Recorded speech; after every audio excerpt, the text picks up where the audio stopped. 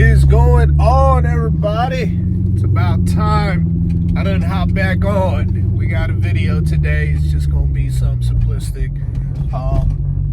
I just realized a few things, right? So as you guys can see, new transparent top. This video, I want to say, is mostly for Corvette etiquette and things you should do consistently when owning a C6 Corvette, or just a Corvette in general. Maybe you're just a Corvette enthusiast, you know? And what you should look for when purchasing a C6 model, or maybe a C5 as well, because this will fall in line with that as well. Thing number one, right? And this is something I came across as a earlier Corvette owner, right? So when I first started getting into the thought of purchasing a Corvette, I've always wanted one. Let's just get that clear. Since I was a kid, I've always wanted a Corvette. That was one of the models of vehicles that I would aspire to be able to own, and now I own one. So, you know, cheers to me. Woo! There's a bunch of etiquettes that come with being a Corvette owner. One thing I realized is there's a huge community. So when you see a Corvette, right, that's coming across the way, you don't have to go out your way to do this, but, you know, again, it's one of those things that you'll see the older guys do. You'll see the people that have owned Corvettes, and it's not just the older guys, the people that have owned Corvettes for a good while, right? You'll see them just give a nice little gentle wave, you know? So if you see another Corvette's coming towards you, or maybe you're on the side of the road, just give them a little wave, you know? Acknowledge the fact that you're a part of the community now. So welcome. And that includes you, C8 owners, because y'all aren't exempt to this. Because one thing I've noticed is a bunch of the C8 owners, they're not really in tune with the community, you know? Go out there, vocalize with other people, you know? Just because your car is newer does not mean, one, that it's faster, two, that you know, it exempts you from just being a genuine human being and having genuine human being reactions or interactions. I'm sorry.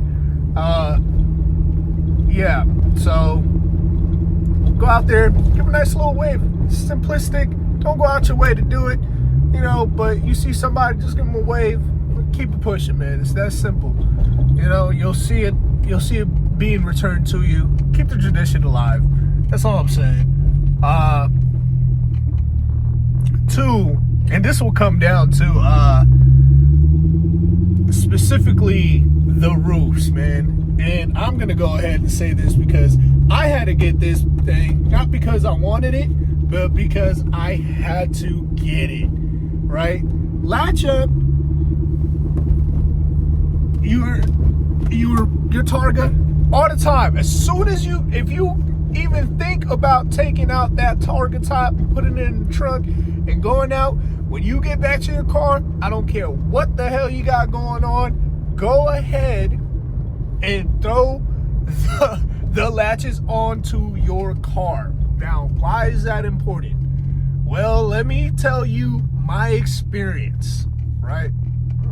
So I went with my wife. I'm to the zoo with my kids, right? I'm coming out of work, and my daughter, I'm sorry, at the time, I'm coming off of work. I'm rushing to meet them, and I meet them, right? I had the roof off because it was a very beautiful day, right? And then I see that they're there already, so I start to rush. I throw the roof on. I close the doors. I did not latch my top, right? So we go to the zoo. We have a wonderful day, wonderful experience. I get back to my car. I'm about halfway home, and I do a nice little pull getting onto the highway. Well, let me tell you, as soon as that pull came, it was like an old man with a toupee sticking his head out the window. That thing just flew off. You know what I'm saying? So always make sure you get into your car, you're going ahead and doing what you're supposed to do when it comes down to your roof. Make sure you latch your roof. I had to learn the hard way. I got a deal on this rooftop. I think I paid close to $400, and mind you, that is a steal compared to the $900 that people, and that's on the lower end of the ballpark that people are trying to sell these things for. You try to get a matching roof for your car, you're going to spend about $1,500, and at that point, man, I don't even know if it's worth it. You might as well just get a carbon fiber one from Extreme Motorsports, right? All right, so now we're going to get into the things you should look for when purchasing the car. There's a few things that I wish I would have known when purchasing my car, right?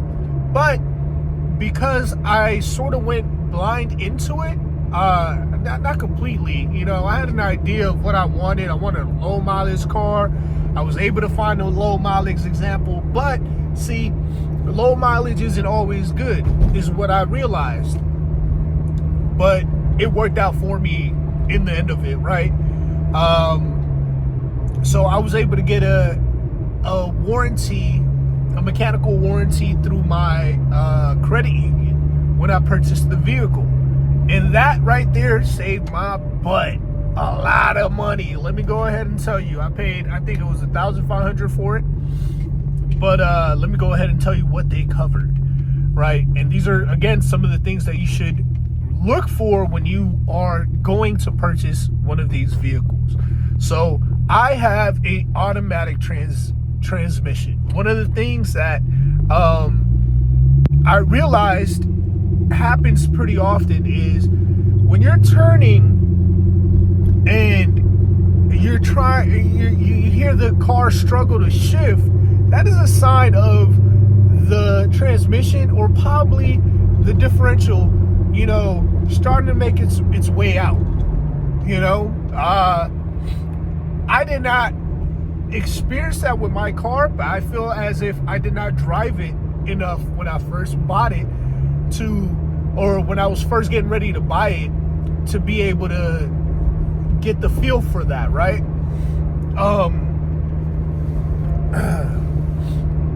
So that being said, after about a year of ownership, probably a little less, I think I was about 6 to 8 months into owning this vehicle, the first thing that went out was the transmission. I tried to do a pull. That thing did not get out of first gear. I think it was second. It was second gear. Did not get out of second gear. And then I was stuck because it put itself into neutral. And mind you, like, I didn't know it would just do that by itself, So I'm stuck off the side of the road. I was able to reset the car, and then it figured itself out. And I was in third gear, driving my butt home all day. And you're probably wondering, how do you know it was in third gear? Because it was showing me physically that I was stuck in third gear, right? So what are we at? 5 now? So moving on to now the differential. So the differential is one of the key things you guys should look for, or try to hear it out. There is a little grinding noise that you might hear when you're turning, or when you turn on the car, you might hear a little scratch coming from the backside, right? That is a serious thing. A lot of times it could be something as simple as just replacing the oil, right? Which, again, maintenance. Or it could be something as serious as maybe the clutch inside the differential has given out, or maybe the differential was broken itself. So when you go out there and you do these drives, these are some of the things that you want to go ahead and look out for. These cars do get driven a lot, but there's a good amount of them out there that these people do not drive these vehicles. My car was one of them, and I ended up having to change, like I just said, the transmission and the differential. So with the transmission, I was lucky enough to get a new transmission from GM. So when I purchased the car, it had 32,000 miles. When I got the new transmission, it had 40. So I have a pretty young transmission. I think it only, right now, I'm about 60,000. And that's, that was good. The differential completely discontinued. There was, I could only buy a used one. So that being said, I had to get an older differential. Now, I specifically told the shop, if I don't have to, I want to be able to stay with my current differential that I have. So they gave me the higher mileage one, right? But I also kept my original differential, so that in the future, when I decide to, start adding a little bit more power, I could possibly have it built stronger, and I could feel good that I have the original differential on my vehicle. Now, is that the case with everybody? No. If you don't have that issue, you don't have that issue. That's perfectly fine. But look out for these things, because they can run up a nice, pretty tag. The transmission was about $4,000. The differential was about $3,000. So $7,000 I was going to spend, but I was able to save, like $5,500 or something like that, because of the warranty. I would say just buy a warranty if you're able to, for at least a year. Drive the car around, drive like you stole it. Enjoy the car for what it is, because it is a nice sports car. And then there's no serious issues that arrive. Good for you. Start doing what you want to do. Put them long tube headers on. Get that cam. Do whatever it is, because I got my long tube headers. I'm gonna get those installed, but I'm thinking I'm gonna wait till I get a cam set up, so that I can have the cam ready to be, so I can install the cam with my long tube headers, and then that way I'm not paying double what I would for a tune just for the headers. And then when the cam arrives, now I have to put up another $400, $500 on a tune, and in total spending $1,000 on 2 different tunes because of the vehicle. But yeah, these are just some of the things I would suggest for you guys to look up. These are some of the issues that I came across. That being said, I love my C6 Corvette. I have a 2008. I have the LS3, and it makes good power. There's not many issues that I've had with the car. On the highway, it's great. If you want to conserve gas, the car gives you that option. But if you don't, it also very much will treat you like, like you owe it some. It's going to come at you telling you to throw some money on gas for you. You know what I mean? And right now, because of this war going on in Iran with Israel and all that, gas is going up. This is still a very friendly car to drive around. Right now, I'm going to fill up. I take this thing to work just about every single day. And it's reliable. I don't have any engine issues with this car at all. This engine is bulletproof. You take care of it, it will take care of you. Do your oil changes. That is very important.